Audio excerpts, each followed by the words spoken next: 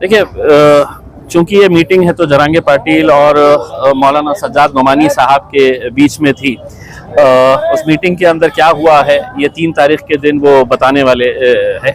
लेकिन यकीनन मैं समझता हूँ एक बहुत अच्छी पहल की जा रही है कि जहाँ पर मराठा, दलित और मुस्लिम एक साथ लाने की जो कोशिश की जा रही है। मैं हमेशा से ये कह रहा हूँ कि तमाम जो सियासी पार्टियाँ हैं उन पर से लोगों का यकीन, उनका भरोसा ख़त्म होता जा रहा है, क्योंकि वो किसी एक पार्टी में रहते हैं, सुबह होए तक दूसरी पार्टी में छलांग लगा देते हैं। लोग आपको एक यकीन के साथ चुनकर देते हैं कि भाई ये मैं इस वजह से इसको वोट दे रहा हूँ क्योंकि मुझे दूसरे पार्टियाँ पसंद नहीं है। लेकिन चुन के आने के बाद आप फ़ौरन वहाँ चले जाते हैं। तो लोगों का ये यकीन दोबारा जिंदा अगर करना है तो कोई एक नई पहल की शुरुआत मैं समझता हूँ मौलाना सज्जाद नोमानी साहब जो काम कर रहे हैं वो वाकई में काबिल तारीफ काम इस लिहाज से भी है कि हमारे सारे मसलों का हल जो है वो हमारी सियासी नुमाइंदगी है। अगर हम अपनी सियासी ताकत नहीं बढ़ाएंगे तो हमारे मसले वैसे के वैसे ही रहेंगे, क्योंकि ये सारे फैसले जो लिए जाते हैं वो ऐवानों में लिए जाते हैं, चाहे वो विधानसभा हो या लोकसभा हो।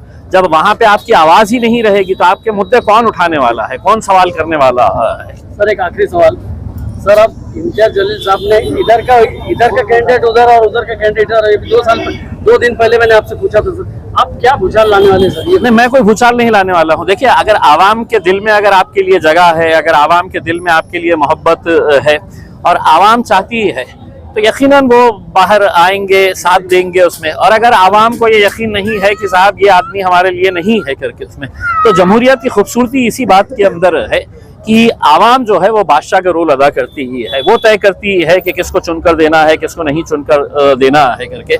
मेरी तो सिर्फ इतनी इल्तिजा है, एक बहुत ही सुनहरा मौका आया है। अल्हम्दुलिल्लाह हमने मजलिस इत्तेहादुल मुस्लिमीन ने पूरे महाराष्ट्र के अंदर महज हमने 288 में से हमने सिर्फ 15 सीटें लड़े हैं।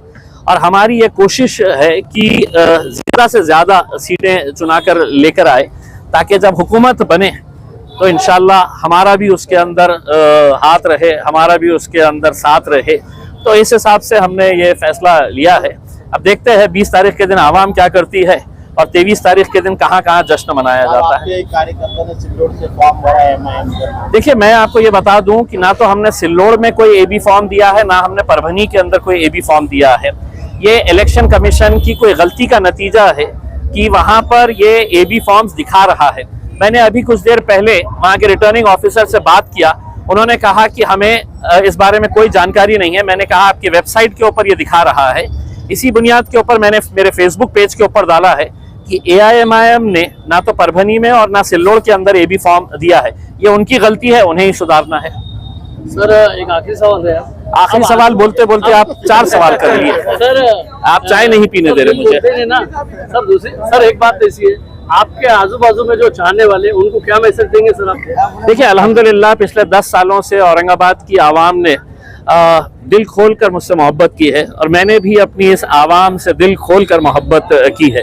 मुझे फ़ख्र है इस बात का कि मैं औरंगाबाद की इस आवाम की नुमाइंदगी महाराष्ट्र विधानसभा में 5 साल किया और कभी कोई सोच नहीं सकता था कि यहाँ से कोई MP चुनकर आएगा। यही वो आवाम है जिसने जी जान लगाकर मुझे दिल्ली तक पहुँचाया था। किसी वजह से दोबारा जब MP का इलेक्शन हुआ मैं नहीं चुनकर आया, लेकिन बैरिस्टर असदुद्दीन अवैसी साहब ने फिर मुझे मौका दिया कि महाराष्ट्र की विधानसभा के अंदर जाओ और वहाँ पर हमारी आवाम का, हमारी कौम के जो मसले हैं, मुद्दे हैं, उसको उठाए। अब ये आवाम तय करेगी कि किसको भेजना है विधानसभा। पूर्व में सबसे ज्यादा मुसलमानों ने फॉर्म भरे। देखिए, आपका सवाल थोड़ा सा मैं दुरुस्त करवा देता हूँ। पूर्व में सबसे ज्यादा फॉर्म मुसलमानों के भरवाए गए, भरे नहीं गए हैं, भरवाए गए हैं। और आप खुद समझिएगा कि 28 मुस्लिम उम्मीदवारों को किसने खड़ा किया है, इनका मकसद क्या है, इनकी मंशा क्या है।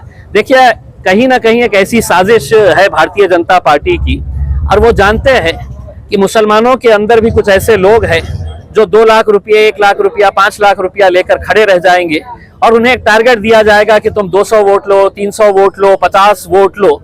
तो यही वजह है कि जिसको ये नहीं पता है कि MLA का फुल फॉर्म क्या है करके, वो भी कह रहा है कि मैं MLA बनना चाह रहा हूं करके।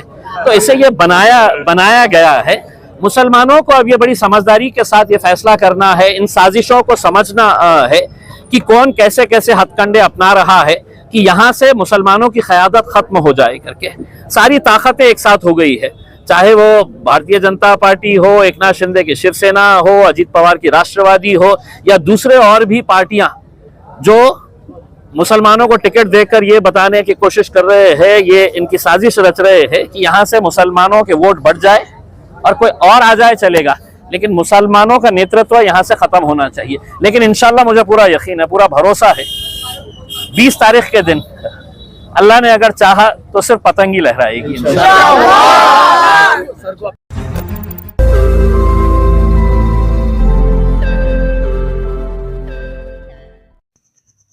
रोज नई खबरों को देखने के लिए हमारे औरंगाबाद समाचार चैनल को सब्सक्राइब कीजिए और नोटिफिकेशन पाने के लिए हमारे बेल आइकन को दबाइए ताकि हर खबर की नोटिफिकेशन आपको मिलती रहे।